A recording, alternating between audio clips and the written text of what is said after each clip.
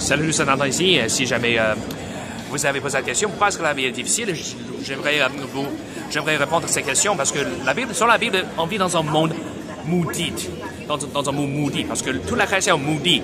Pourquoi est-ce que la vie c'est difficile? Parce que c'est à cause de la malédiction que Dieu a imposée sur la terre, imposée sur toute la création après le péché de notre premier père Adam. Et donc, c'est la mort. C'est quoi cette malédiction? C'est la mort sur toute la création. Et c'est pourquoi la vie est difficile, parce que toute la création est soumise à la mort. Par exemple, les plantes meurent. C'est pour ça que l'agriculture est difficile.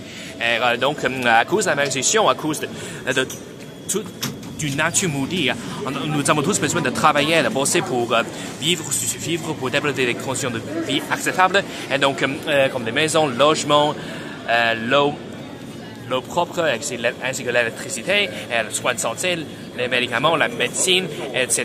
Et donc, c'est pour tout cela que la vie est difficile. Et pourquoi est-ce qu'on vit souvent avec les maladies, si vous avez un handicap, si vous avez une maladie chronique qui est incurable, je vous plains, je vous pitié, je comprends voulu parce que parce que c'était moi pendant mes premiers 18 ans de vie, ainsi que mes premiers 24 ans. Mais c'est pas qu'on vit tous, nous vivons tous dans des corps de mort qui sont soumis à la mort. Et un jour, nous allons tous mourir. Quoi qu'il arrive, nous allons tous mourir un jour. C'est pour cela que j'aimerais vous poser la question. Si vous êtes aujourd'hui, est-ce que vous êtes certain d'aller au ciel? Ce qui est le plus important, c'est que Dieu vous a promis de restaurer le paradis. Parce que lorsque Dieu a créé ces mondes pour notre premier père Adam et Ève, c'était un paradis. Mais c'est à cause de le péché que ces mondes a été maudit par Dieu, est soumis à la malédiction. Et donc, j'aimerais vous poser la question, c'est si vous deviez mourir aujourd'hui, est-ce que vous êtes prêt à faire face à Dieu? Est-ce que vous êtes prêt à aller au ciel? Parce que est-ce que vous êtes certain d'aller au ciel à 100%? Parce que si la réponse est non, vous irez en enfer, parce que c'est là où les gens se retrouvent pour toujours où tout le monde ne s'arrêtera jamais. Dans la présence de Seigneur, dans la présence de l'agneau de Dieu.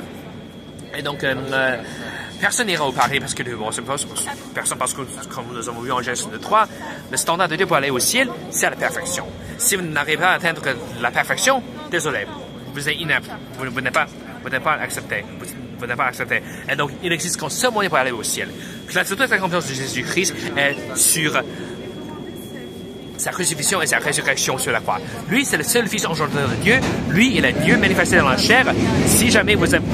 Lui, il avait une vie parfaite, sans péché, mais les gens le détestaient, ils se moquaient de lui, ils le battaient, ils l'ont crucifié sur la croix. Sur la croix, il a porté tous nos péchés du passé, tous nos péchés actuels et tous nos péchés futurs. Et donc, si vous placez toute votre confiance en lui, dans son sang, pour laver vos péchés, vous avez la vie éternelle au paradis. Vous êtes assuré d'aller au ciel. Et Dieu va vous essuyer tous vos larmes un jour. Et ça, c'est la plus grande bonne nouvelle que je pourrais vous annoncer. Et merci. Que Dieu soit loué.